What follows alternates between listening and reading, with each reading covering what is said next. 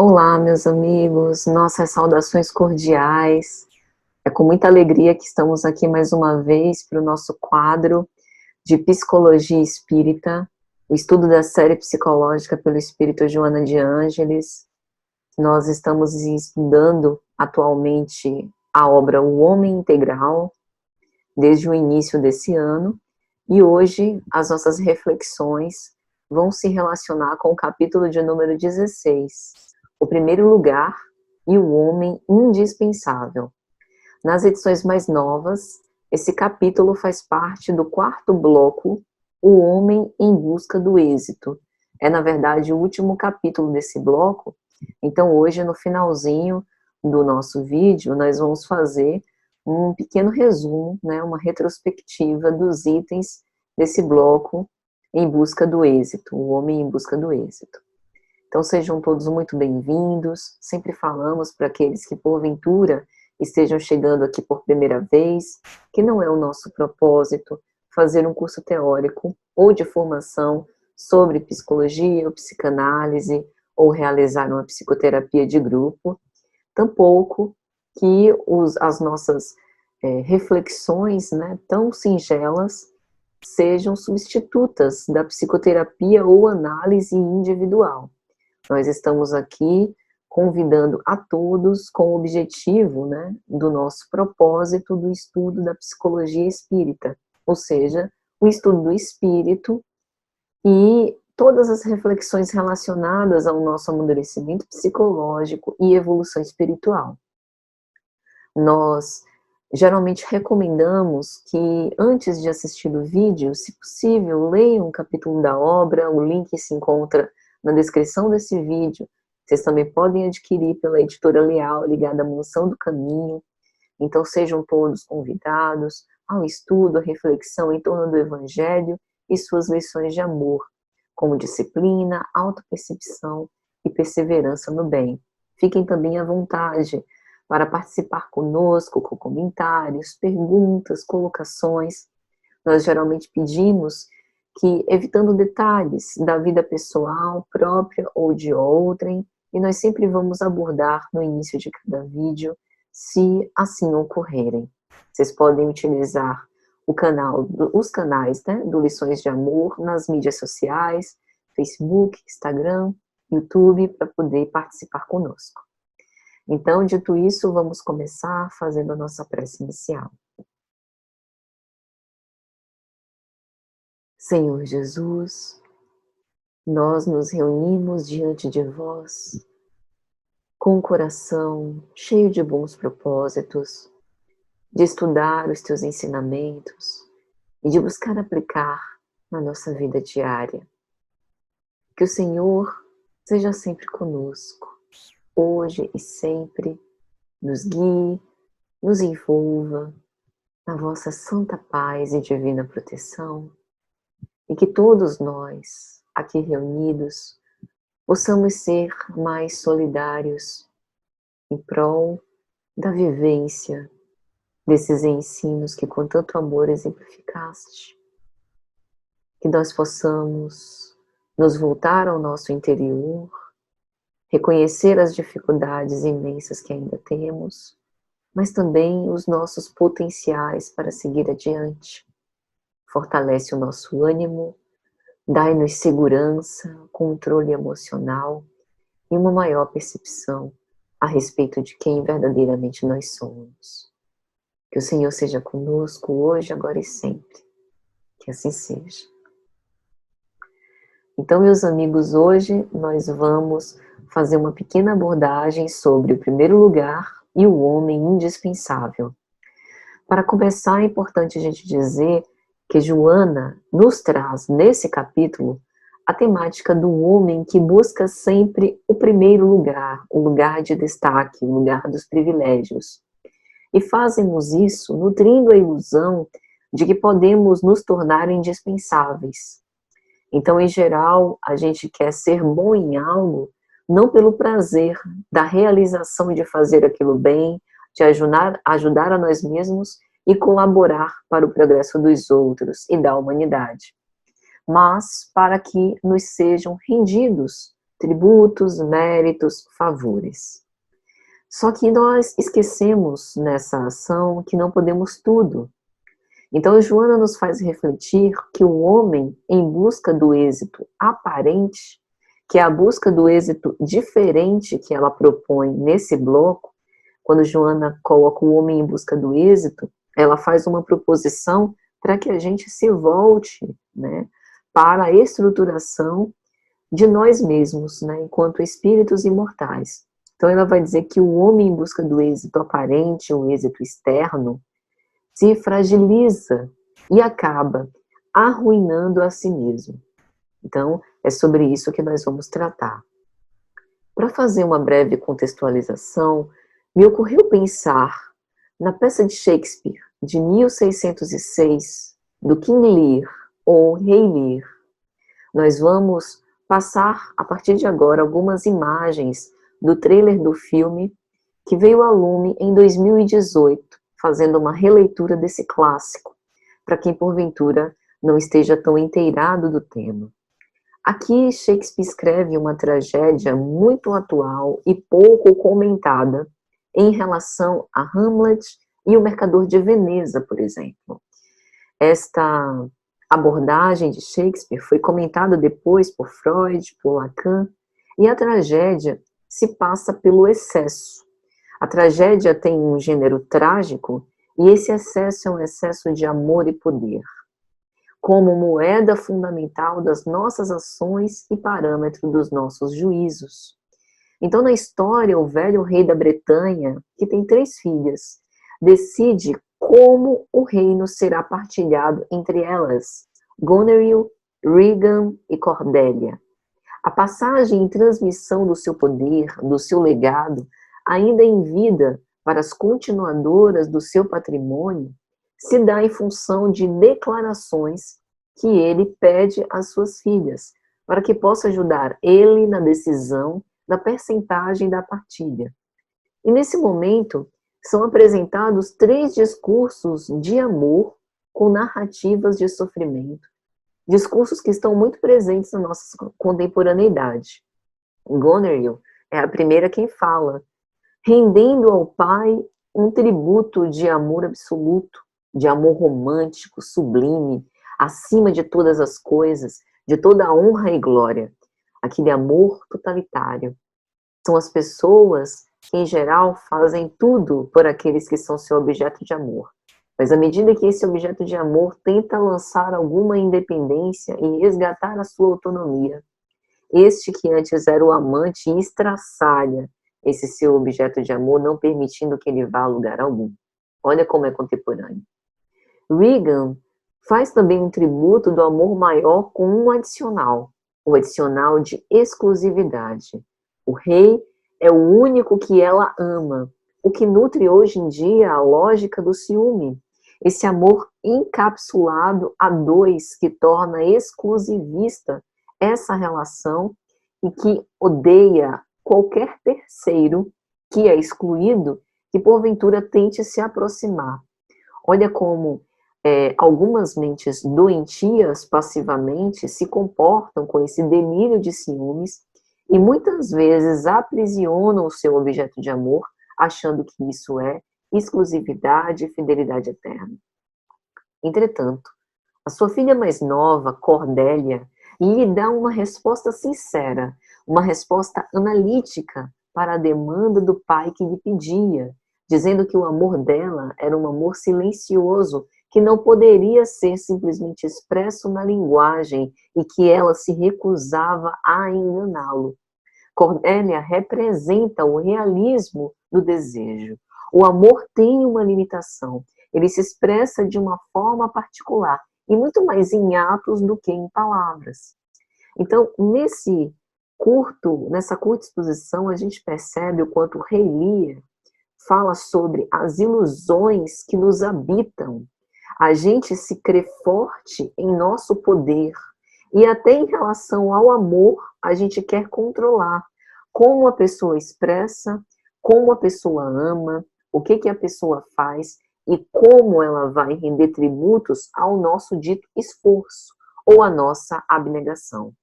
O que acontece nessa história é que o rei passa a odiar a sua filha sincera, Cordélia, e baseado na ira, ele faz uma péssima escolha. Ele se posiciona num narcisismo patológico e é daí que provém a sua própria ruína. Ele abomina, isola Cordélia, destronando-a, destituindo-a de qualquer legado e divide todo o seu reino entre as duas filhas que lhe renderam amor eterno, Goneril e Regan. Freud vai abordar esse tema no texto O Tema dos Três Escrínios, ou dos Três Cofrinhos, de 1913. Nessa história, o príncipe de Aragão, Bassânio, e o príncipe de Marrocos são três dos principais candidatos à conquista do coração da bela Pórtia. Só que o homem a ser escolhido tinha que ser o candidato que vencesse o teste dos três cofres. Nesses cofres haviam escrínios, né, em forma de arca, um de ouro, um de prata e outro de chumbo. E aquele que fizesse a melhor escolha levaria o coração de Pórtia. A verdade é que o príncipe de Marrocos opta pelo baú de ouro e acaba desolado.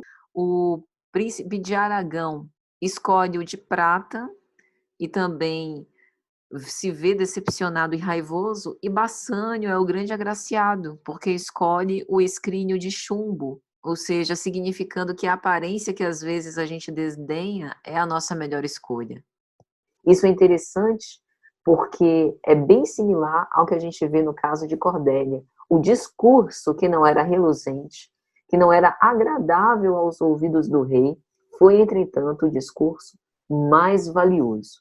Então, a história dramática de Rei Lear, vai dizer Freud, se destina a inculcar duas sábias lições.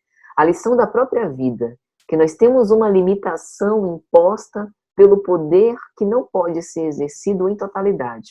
Olha como a pandemia veio nos ensinar isso, né? A gente tem uma restrição de liberdade, uma liberdade cerceada em função da saúde coletiva e dos cuidados individuais, mas a gente também tem uma liberdade através das criações, através do descobrimento do nosso mundo íntimo, do autodescobrimento, que antes fora indevassável.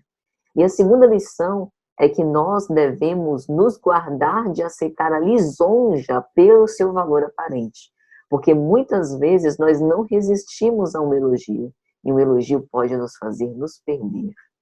No caso de Rei Lear, tornou-se um homem condenado, não disposto a renunciar ao amor das suas filhas, e insiste em ouvir o quanto é amado.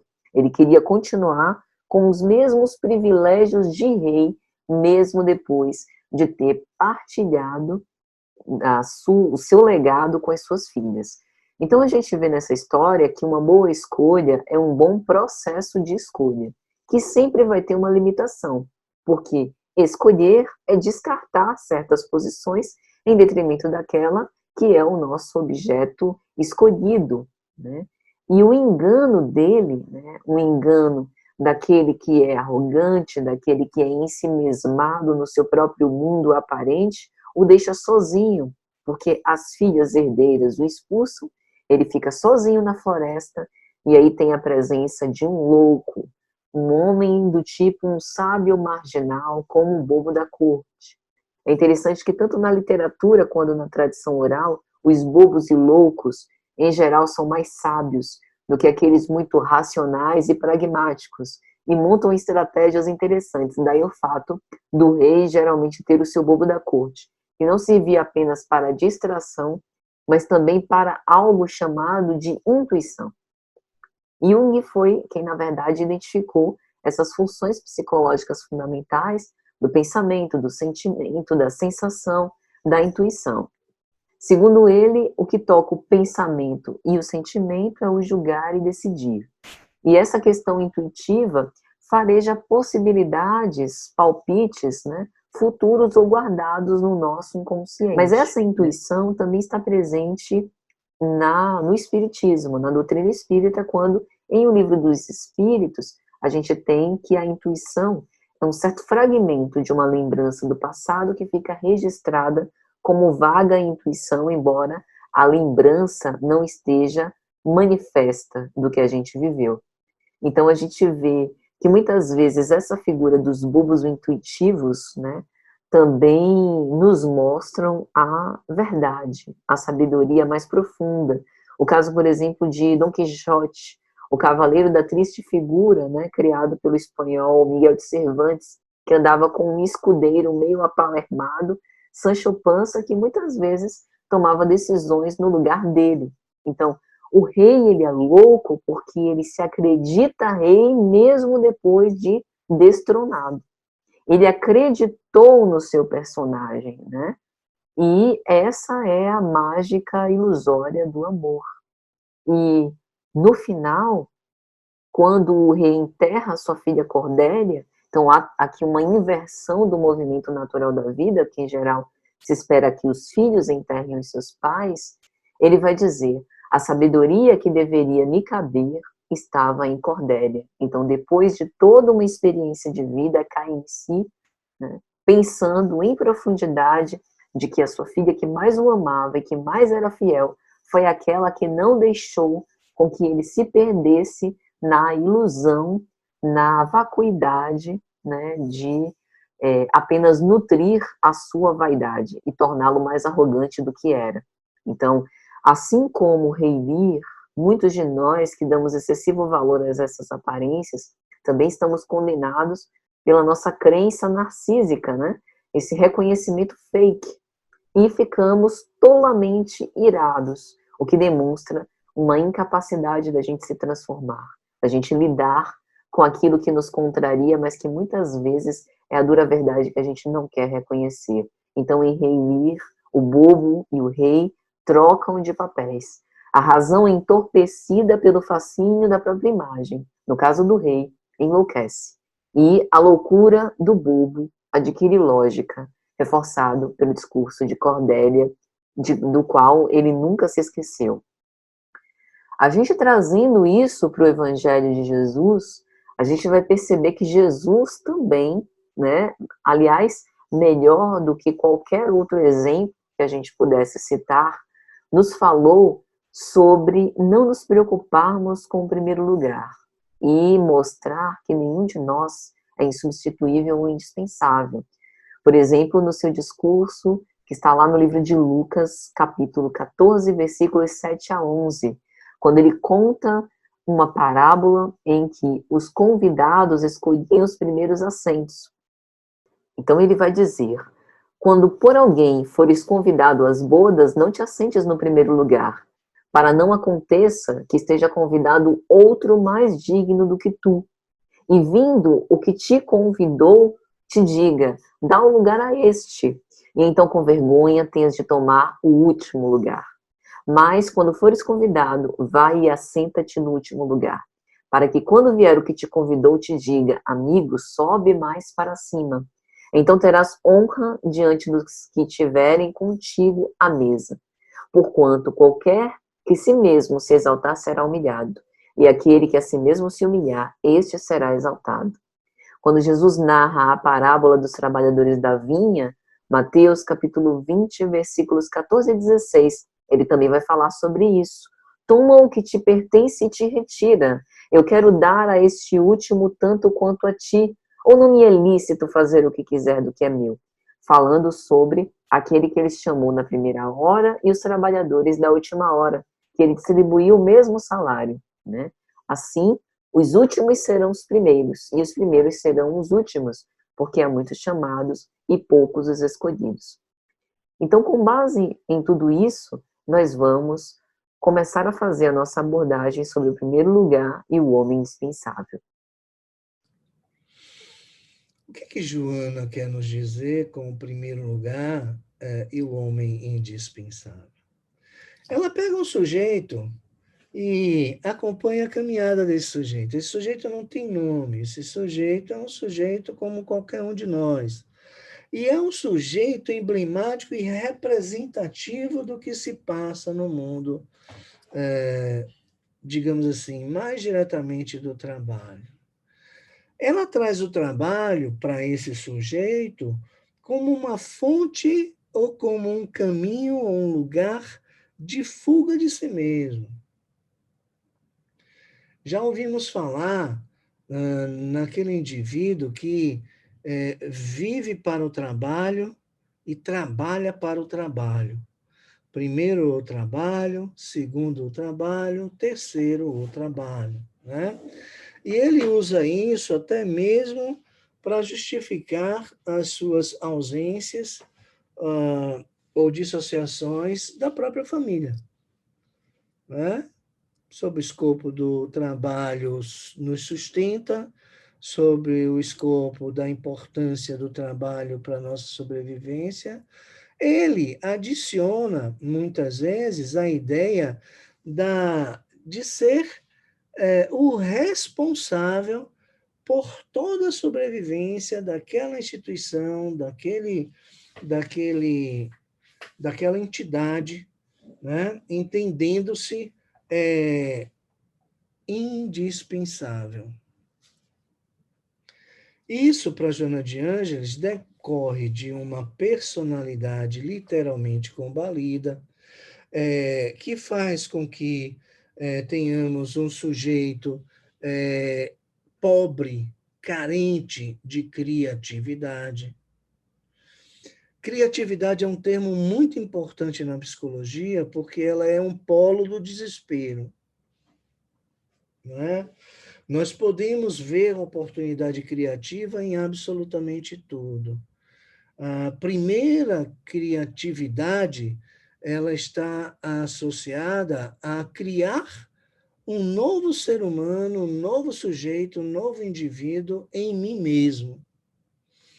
Na medida em que caminhamos o nosso processo evolutivo, vivenciando as experiências, essas experiências nos afetam, nos burilam, nos transformam.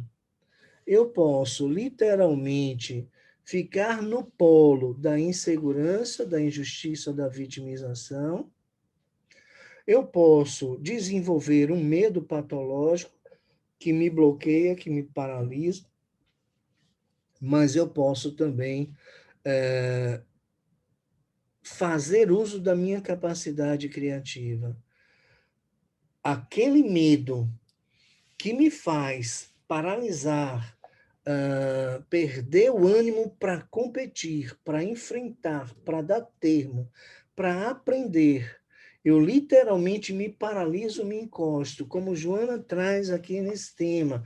Eu vivo a experiência do outro, me congratulo com ela e sigo, incorporo essa experiência que não foi minha, mas foi do outro. Eu simplesmente estou matando a possibilidade de me recriar. Esse mesmo medo, quando me vem justificado, explicado e fundamentado pelos temas anteriores trazidos por Joana, conflitos degenerativos na sociedade, as inseguranças e crises que abalam, desestruturam a personalidade, que produz indivíduos inseguros, sem confiança em si mesmo e sem confiança, digamos assim, nas instituições, eu posso simplesmente fazer desse medo patológico que me bloqueia ou criativo, na medida em que, se o medo estarta em mim uma sensação de instabilidade e de ameaça. Eu posso sucumbir a isso, me afastar, eu posso me eximir de enfrentamento e posso fugir, mas eu posso começar a refletir. Bom, esse medo me revela que existem iminências de insegurança, de consequências e de efeitos indesejáveis sobre mim mesmo. O que eu devo fazer nessa situação? Aí Joana diz, né, que isso também decorre, esse medo patológico, não criativo, bloqueador, naqueles indivíduos que viveram a vida sem diversificar, que investiram sua energia psíquica em um único ponto, em um único trabalho, que não diversificaram suas leituras, que não diversificaram suas experiências. Ele vai matar possibilidades de novas experiências, de diversificação de conhecimentos, e é óbvio que ele não saberá o que fazer se as ameaças, digamos, organizacionais, conjunturais e contextuais realmente vierem a se concretizar. Ele é surpreendido. O que ele faz para se manter seguro e tranquilo?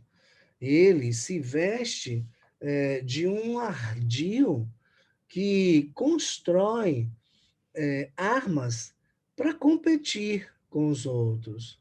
E essa competitividade não é saudável e não é ética, né? É aquele indivíduo que se apega no poder e não larga mais.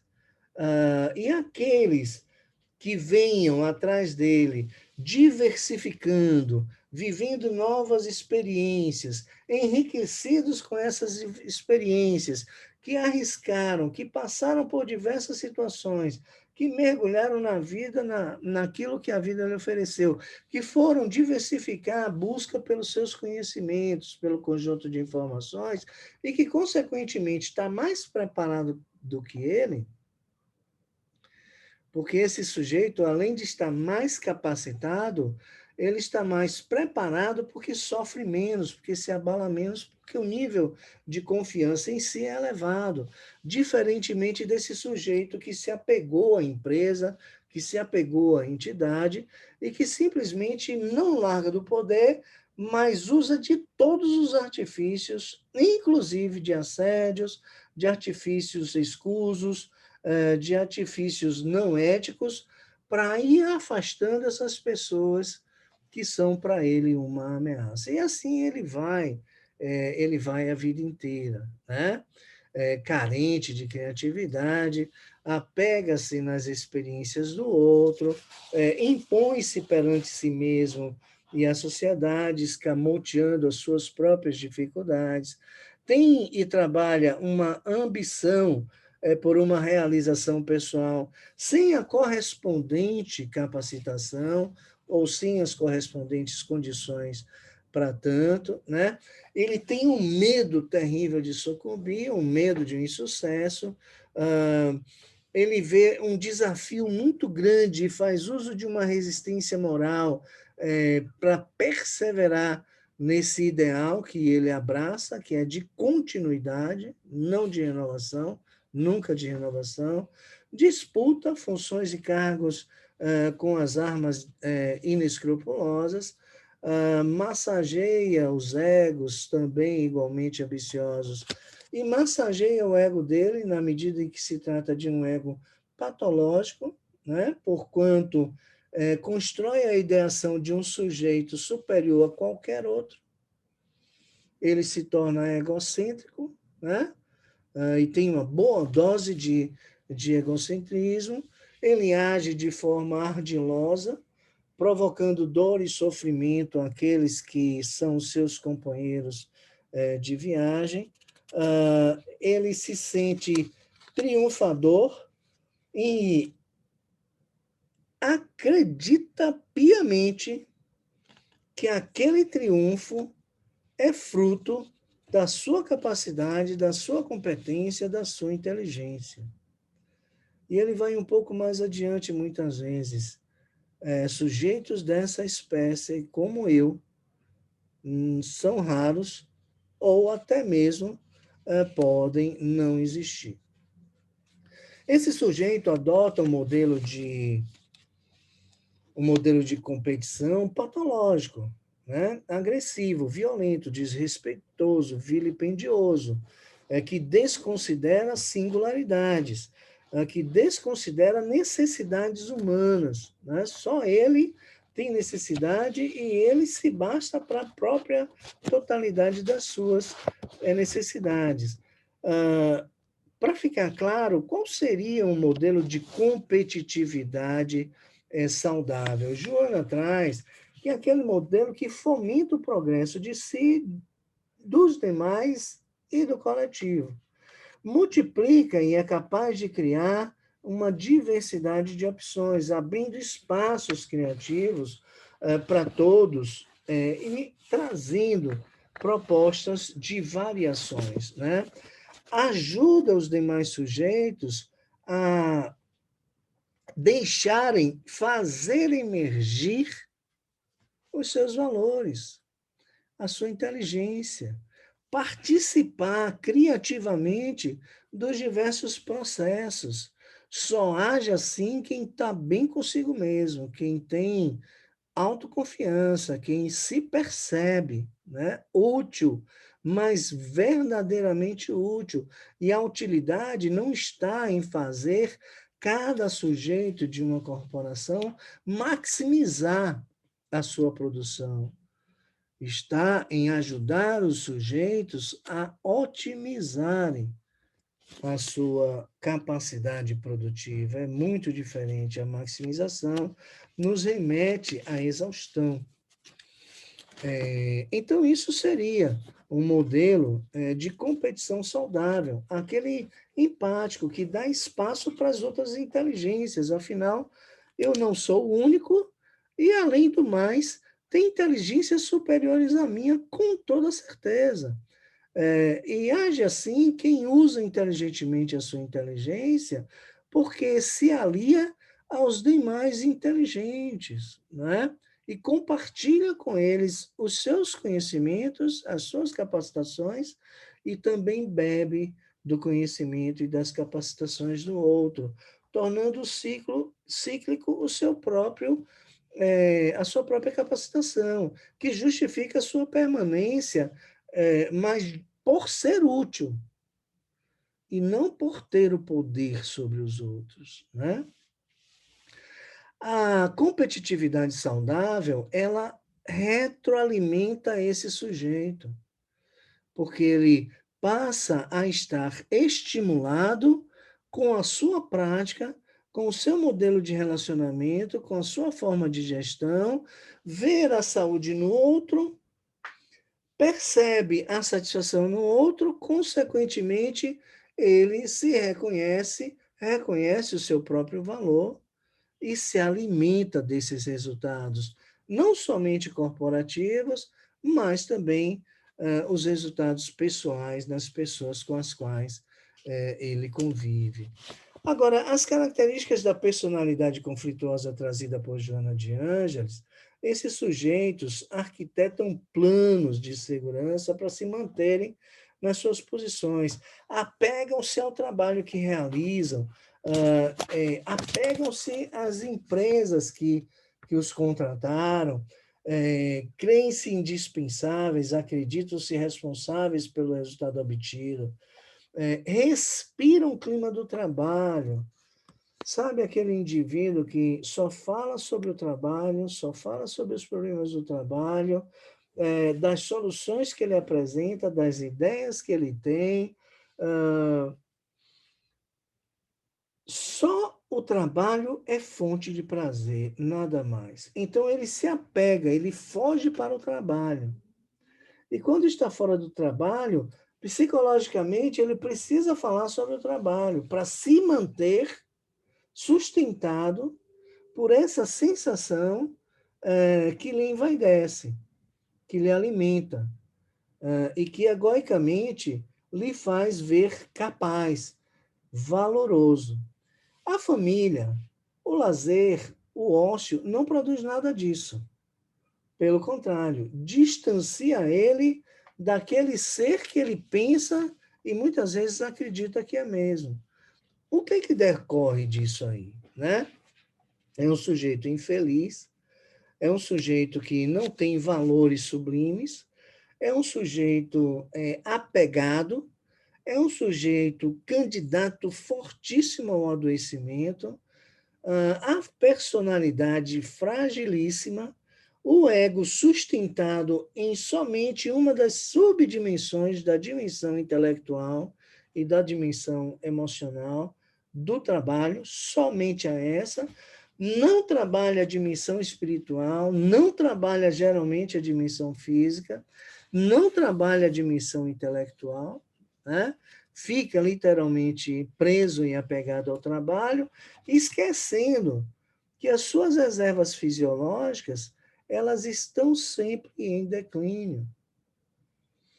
E que ele está ali enquanto for capaz de produzir e de assegurar uma produtividade mínima através da exaustão das pessoas. Quando as suas reservas fisiológicas alcançarem níveis em que ele não tenha mais as condições intelectuais,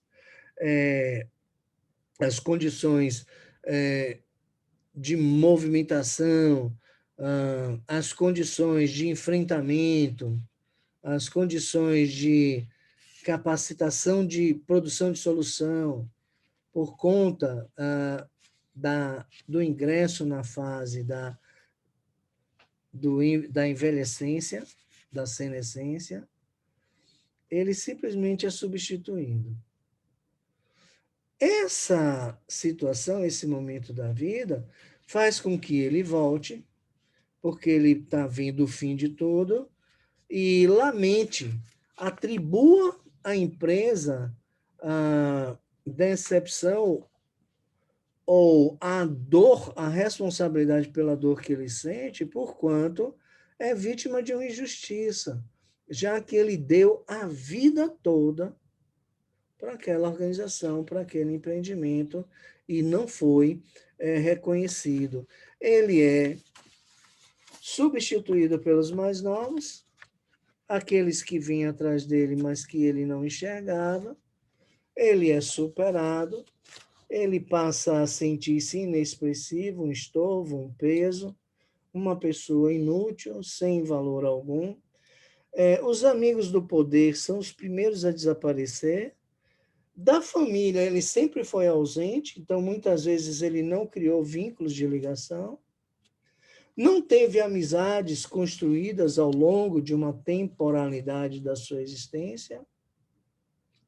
E consequentemente, ele se vê só, imerso numa solidão angustiante e adoecedora. Joana de Ângeles vai apontar que a nossa fragilidade psicológica reponta como conflitos e competição de uma personalidade que tenta enfrentar as suas dificuldades. Então, devido ao nosso estágio de imperfeição, por vezes nós ainda nos sentimos muito divididos, como a psicanálise apresenta o sujeito clivado, envolvido em conflitos internos e quando se socializa, vê o outro como seu opositor e adversário, tendo dificuldade de ser solidário quando na relação contraditória.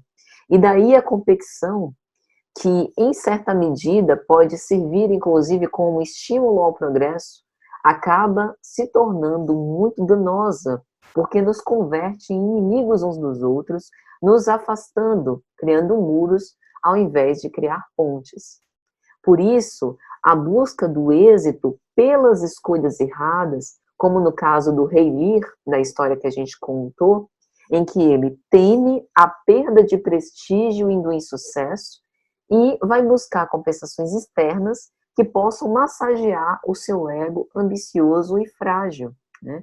Um dos exemplos é que todas as vezes, foi uma determinação dele, uma imposição dele, que ele fosse visitar uma das filhas, ele queria 100 cavaleiros que pudessem render honra a ele pelo fato de ele ter sido rei, né? Reconhecendo a sua autoridade, a sua nobreza, o que é um completo contrassenso, né? Chega a soar como um ato de infantilidade. Mas quantas vezes nós também não repetimos esse traço psicológico do rei Lear, quando a gente acha que as pessoas têm a obrigação de nos entender em profundidade, de adivinhar o que a gente quer, de reconhecer o nosso esforço, né? De acreditar a nós o mérito pelo fato da gente fazer todo um trabalho para mostrar que nós somos úteis, né? Que nós somos pessoas bem aquinhoadas, que nós conseguimos lutar para conseguir lugares de destaque. Então, Joana faz a gente refletir como o triunfador, por vezes, não admite a sua própria limitação. Ele busca esse reforço externo para tentar aplacar uma falta que ele tem de uma aceitação, de uma aprovação por conta da sua autorrealização que é inexistente. Então ele se sente castrado, mas ele não consegue perceber de onde isso vem. Ele não consegue perceber que ele tem um poder limitado, um poder transitório, e que enquanto ele está com aquele poder nas mãos, deveria fazer o melhor uso possível, né? Então, ao invés disso, o que que se faz? Uma transferência repetitiva de lugar e de poder, a formação de conchavos com o objetivo de dilatar a sua permanência, para que daí a sensação de poder e êxito possa ser reforçada de algum modo na sua personalidade frágil. Mas o que a gente não observa quando faz esse movimento é que a gente acaba perdendo uma posição para ganhar outras experiências. Afinal, todo trono é passageiro, todo trono material é passageiro. Só as posições conquistadas no reino de Deus são conquistas verdadeiras do espírito imortal. E, na verdade, todas as vezes em que se faz esse conchavo, essa troca de interesses, né, servindo aos outros para que eles também possam nos servir, a gente, na verdade, está nutrindo competidores que mais tarde vão querer tomar o nosso lugar.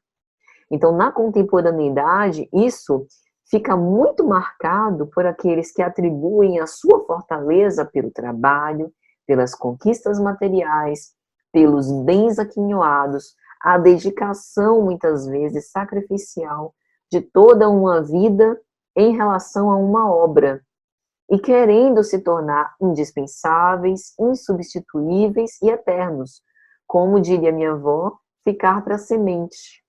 E isso acontece mesmo dentro da religião, por exemplo, em que a gente tem um ideal cristão, pessoas que passam a vida toda dedicadas a uma casa espírita, dedicadas a uma obra, uma instituição filantrópica e de caridade, mas que acabam deixando isso muito autocentrado na sua imagem e não preparam aqueles que vão continuar esse serviço, aqueles que vão, de algum modo, serem os novos colaboradores da tarefa.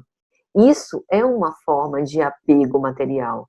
A gente vem reflexionando aqui no estudo da série psicológica que o apego material não diz respeito apenas ao celular, ao computador, à casa, ao carro, à beleza, à bolsa e ao sapato. Mas diz respeito a tudo que está relacionado e entranhado com a nossa personalidade transitória, que tem uma certidão de nascimento e que terá uma certidão de óbito.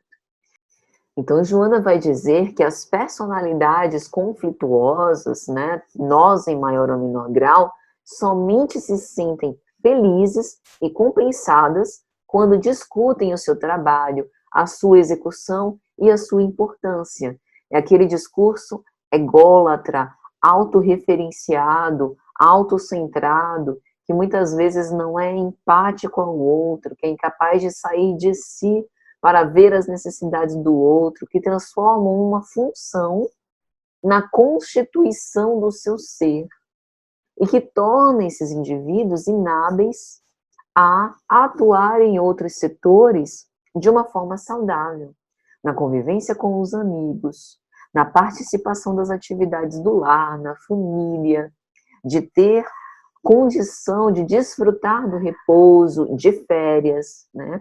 São aquelas pessoas que se colocam sempre como excessivamente ocupadas, indisponíveis, indispensáveis, insubstituíveis, o que é uma grande ilusão. Então, o que acontece? Vêm as lutas, o tempo se escoa na ampulheta das horas, como Joana apresenta, o cansaço aumenta, porque não é planificador, não é renovador, a vitalidade diminui, porque essa é a lei, e o vazio existencial se apodera. E é demonstrado no comportamento na forma de ira, de indignação, buscando artifícios para poder dilatar o seu tempo sobre a Terra, não lembrando que o soberano é quem decide. O momento quando a gente vai se despedir dessa experiência. Então, Joana nos afirma, não se conta que passaram a ser constrangimento no trabalho, que pensavam pertencer-lhes, lamentando-se, queixando-se, que deram a vida e agora colhem ingratidão. Então, convertem, né, projetam isso nos outros, achando que são os outros que não acreditam a eles o tributo que na cabeça deles lhes é merecido, são os ingratos, né, aqueles que são os invejosos, que querem tomar-lhe o lugar, e que muitas vezes são pessoas que se apiedam desse movimento com o objetivo de gerar algum tipo de despertamento e mudança, porque o autêntico amor, o devotamento verdadeiro, a abnegação real e o trabalho por um ideal, ele não pode ser realizado sem planificação íntima e sem crescimento pessoal. Então, se a gente está vendo, né, esse conflito degenerativo da própria personalidade, esse auto-quebrantar-se, tem alguma coisa errada. Os ditos homens indispensáveis somos nós que acabamos fugindo de nós mesmos, né? É o que a gente falou mais anteriormente. A incapacidade de se transformar e de lidar com aquilo que nos contraria, de perceber que a gente tem um limite de atuação. Mas chega o momento da realidade, como no caso do Rei Lear. A cena, por exemplo, né, tem uma cena na floresta em que ele briga contra a tempestade e exige que ela cesse, né? Ou seja, a representação da força da natureza, que é a representação também da morte que se impõe a nós em um determinado momento, de um poder que não é completo, que não é tudo, né? Mas, na verdade, esse rei fracassado termina aniquilado. E aí Joana vai dizer, depois de deambular, de recalcitrar contra os aguilhões, como disse Jesus a Saulo de Tarso às portas de Damasco, vem o sentimento de desânimo, o forte pesar, a amargura, o ressentimento, a frustração e a depressão.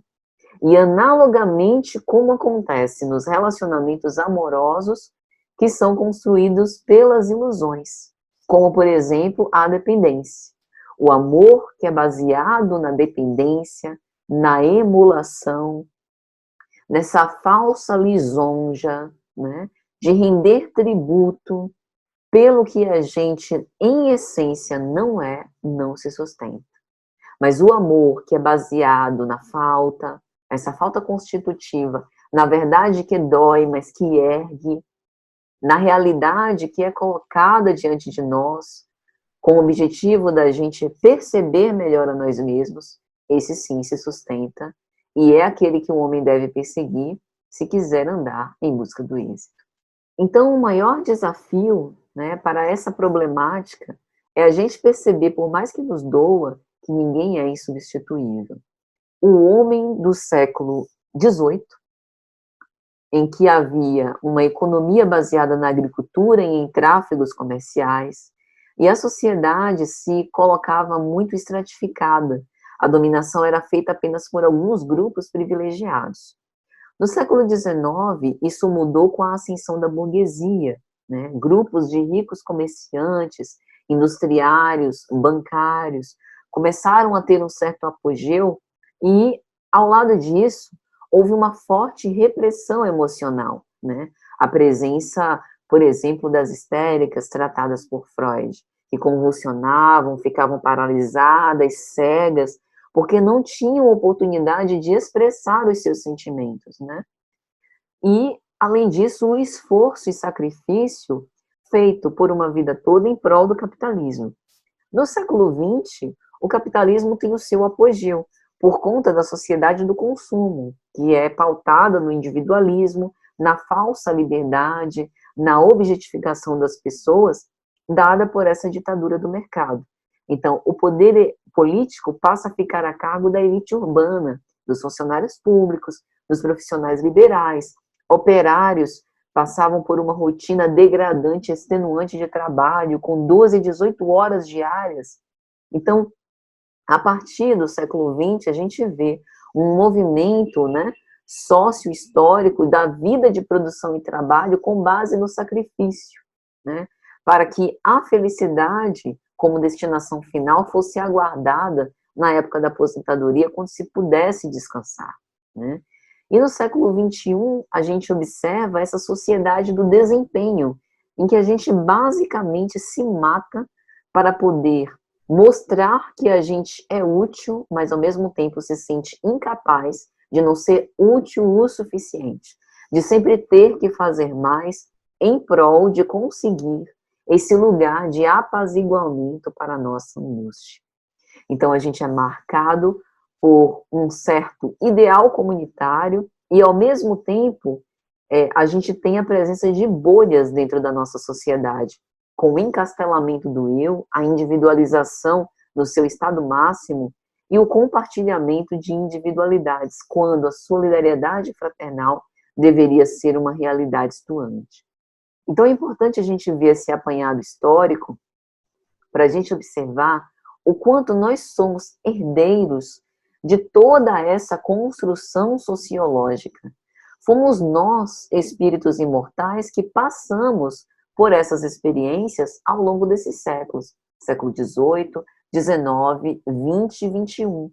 Isso explica muitas das nossas neuroses. Como Joana vai dizer, como o ser humano, este em conflito, não cultivou outros valores, outros interesses, ele se arroja ao fosso da autodestruição, egoisticamente. Por quê? Porque ele sente que depende apenas de si e busca o prazer pela autorrealização não em profundidade, mas de um modo superficial, esquecido dos familiares e amigos, afinal, aos quais nunca deu maior importância nem valorização. Afasta-se mais do convívio social e, não raro, suicida-se, direta ou indiretamente. Então, as estruturas materiais, o funcionamento da sociedade de consumo, de desempenho máximo, o trabalho, a empresa continuarão a funcionar.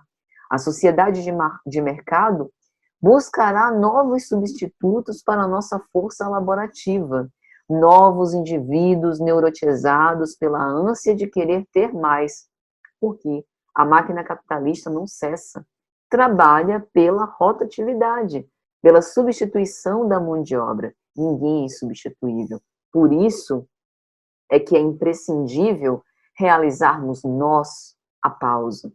E talvez esse momento, meus amigos, que a gente esteja vivendo, da pandemia pelo coronavírus, seja essencial para promover em nós essa reflexão, esse caminho, né, como diz o psicólogo Marlon Reikdal, de olhar para dentro, vai para dentro, né, esse movimento da gente fazer essa autoinspeção, essa autorreflexão. Por quê? Se torna imprescindível realizar, como Joana aponta, uma estrutura de personalidade, para que a gente possa enfrentar os choques com razoável tranquilidade. E aí ela chega a dar exemplos muito expressos, nutrir um ideal, abraçando os ideais de enobrecimento pessoal e em grupo, envolver-se emocionalmente com o corpo social, dar mais de si mesmo. Eu me lembro na obra Paulo e Estevão, pelo Espírito Emmanuel, psicografia de Chico Xavier, quando Abigail, presa ao lado do seu irmão Gessiel e do pai Jochebed, vai confabular à noite, sob a luz do luar com seu irmão, e vai dizer: tenho pensado que mesmo quando a gente nada tem para poder ajudar o outro, ainda nos resta o coração a dar. Cada um de nós ainda temos o nosso coração a dar. Isso é envolvimento emocional com a obra. E isso nos ajuda a ter uma conduta existencial harmônica, fazer-nos sentir parte do todo, nos ajuda a conhecer a nós mesmos, as nossas fragilidades em contato com o outro, as nossas capacidades e potencialidades. Mas não é suficiente apenas o conviver, o abrir-se. A gente precisa aprender a abrir mão, a não nutrir auto-enganos nem enganar aos outros, né? Deixar ir. tanto falando de relacionamentos amorosos, afetivos, quanto falando de posições transitórias, né? Nós não somos nossas funções, nós estamos exercendo nossas funções temporariamente. A função laborativa profissional, a função de conjugal, né? De marido, mulher, a função parental na nossa estrutura consanguínea, né? A função no trabalho voluntário. Então, a gente precisa fazer uma autoanálise cuidadosa, refletir periodicamente, discernindo quais são os valores reais e aparentes que eu nutro, para que possamos caminhar para o êxito real do ser. E lembrar que no caso do rei Lear, o rei era louco porque ele acreditava-se ainda rei, nutrindo a ilusão de ser um personagem e esquecendo da sabedoria da sua filha Cordélia, que deveria lhe caber. Então, meus amigos, já caminhando para as nossas reflexões finais e aproveitando também para fazer uma retrospectiva desse bloco, Joana vai nos dizer: ninguém é indispensável em lugar nenhum. O primeiro de agora será dispensável amanhã, assim como o último de hoje possivelmente estará no comando do futuro.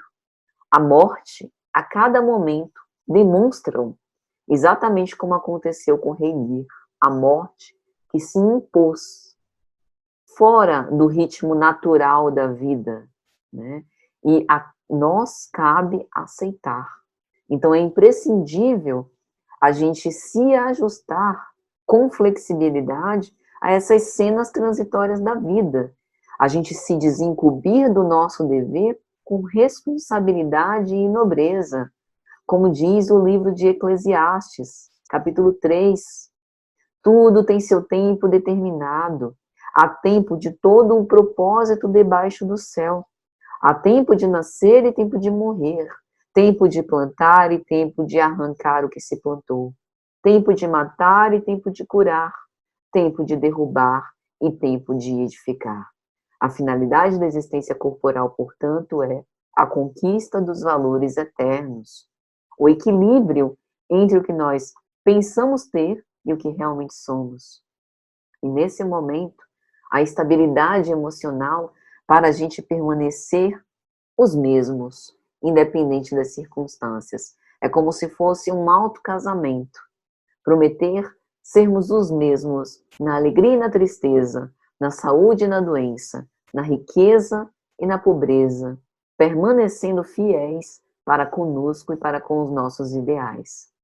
Então a gente vê que neste bloco, a busca do êxito, Joana aponta algumas diretrizes: o enfrentamento de insegurança e crises, a estruturação da ética subjetiva para prevenir e vencer os conflitos degenerativos da sociedade e a adaptação de que nós não somos insubstituíveis e precisamos aproveitar enquanto temos tempo. Quando a gente falou sobre inseguranças e crises, a gente lembrou que nas crises em geral nós desconfiamos uns dos outros, nos rearmamos contra os outros. Ficamos numa postura agressiva sistemática, numa constante defesa, dar para receber, e no posicionamento muitas vezes de chantagem emocional, um comportamento esquivo.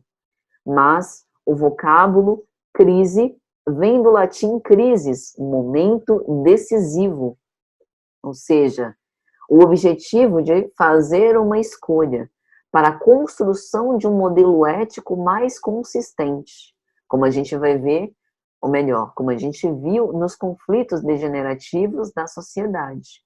E não nutrir maus exemplos de rebelião criminosa, de fechamento numa atitude egoísta, de isolacionismo, porque isso demonstra o homem que se apresenta doente e a sociedade, por consequência, degenerada também em padecimento. Então, se o sentido ético do ser humano se perder em profundidade, mascarando-se pelas fantasias da aparência das posses, que é algo traçado no capítulo que a gente abordou hoje, o primeiro lugar e o homem indispensável, a gente perde a nossa identidade e agora precisa resgatá-la, resgatando também a solidariedade, né? Ninguém é insubstituível, portanto é imprescindível realizar uma boa estrutura da personalidade para enfrentar os choques com razoável tranquilidade, o que implica dizer robustecimento moral, maturidade psicológica, com toda a terapêutica que a gente abordou aqui hoje. Em resumo, nutrir um ideal edificante que nos enobreça, nos desapegar de tudo que seja transitório, autoanalisarmos-nos e cuidar de nós mesmos, e lembrar que não devemos acreditar demasiadamente nas vãs aparências.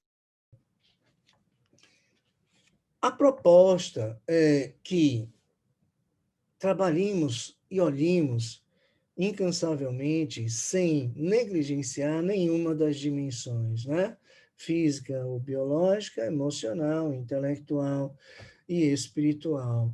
Que meditemos sobre os objetivos da vida, sobre o nosso equilíbrio comportamental, a harmonia da nossa personalidade, que visitemos as nossas ambições para que elas sejam sempre saudáveis, pratiquemos constantemente o desapego, abracemos as ideias de enobrecimento e envolvamos-nos emocionalmente, implicando-nos primeiramente com a gente mesmo. Algumas lembranças que Joana nos faz, muito interessantes e das quais nós não podemos nem devemos esquecer, é que a criatura terrena está em viagem pela Terra. E todo trânsito, por mais demorado, sempre termina. Ninguém se engane e não engane os outros. Nós não somos imortais, nós não somos insubstituíveis, nós somos falíveis, incompletos. Estamos aqui para fortalecer de pouquinho em pouquinho, como dizem os italianos, piano piano, né?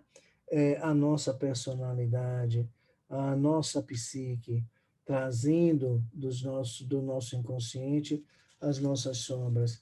E isso só vem através das experiências vividas. Que revejamos as relações que eu tenho com tudo. Essa é a proposta de Joana nesse bloco 4. Que revejamos que as relações que nós temos com absolutamente tudo, a começar com a relação que eu tenho comigo mesmo. Eu me respeito, eu me atendo, eu sei os meus limites, respeito os meus limites, eu desenvolvo em mim as diversas áreas, eu cuido da minha saúde, eu cuido do meu corpo, ou eu atendo à apologia de um corpo perfeito? Eu prezo a saúde ou prezo a imagem? Como é que eu estou me relacionando com aqueles meus mais próximos?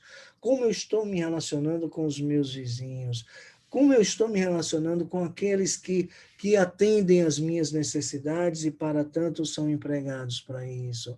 Como eu me relaciono com eles? Apenas como aquele que tem o direito em contrapartida das obrigações dele? Ou eu também, apesar dessa relação, eu preservo um relacionamento humano e vejo o humano no outro? Como eu me relaciono com os meus superiores? Né? Como eu me relaciono com a sociedade, com o meu grupo social? Como eu me relaciono com os meus problemas? Como eu me relaciono com os meus valores? Quais são os meus princípios e como eu me relaciono com eles? Como eu me relaciono com todo e qualquer objeto aos quais eu esteja apegado? Não falo somente materiais. O apego incondicional, inflexível, até mesmo as questões espirituais, tem um componente patológico e adoecedor. Então, a proposta de Joana é basicamente entendermos que lá fora é lá fora, que tem um contexto, que está à mercê dos responsáveis, dos poderosos, que assumem a responsabilidade por aquilo que seria uma condução, uma gestão do coletivo, dos institutos coletivos, dos artefatos que atendem a uma coletividade, mas que ainda assim, apesar de todo e qualquer contexto, nós precisamos entender que estamos num processo evolutivo e precisamos olhar para nós. Eu espero que tenha ficado uma sementinha no coração de cada um, que ela venha frutificar e dar bons frutos. Fiquem com Deus. Então queremos agradecer bem oradamente pela atenção, pela participação de todos, que Jesus nos abençoe e nos ilumine, e até a próxima, se Jesus assim permitir. Vamos então, meus amigos, orar para agradecer. Senhor Jesus, te agradecemos por mais uma oportunidade de reflexionar em torno dos teus ensinamentos em profundidade e fidelidade. Fortalece-nos em nossos desafios para que nos mantenhamos sempre intimorados e perseverantes. Protege a todos, envolvendo-nos na tua paz e na tua misericórdia. Que o Senhor seja sempre conosco, hoje, agora e sempre. Que assim seja.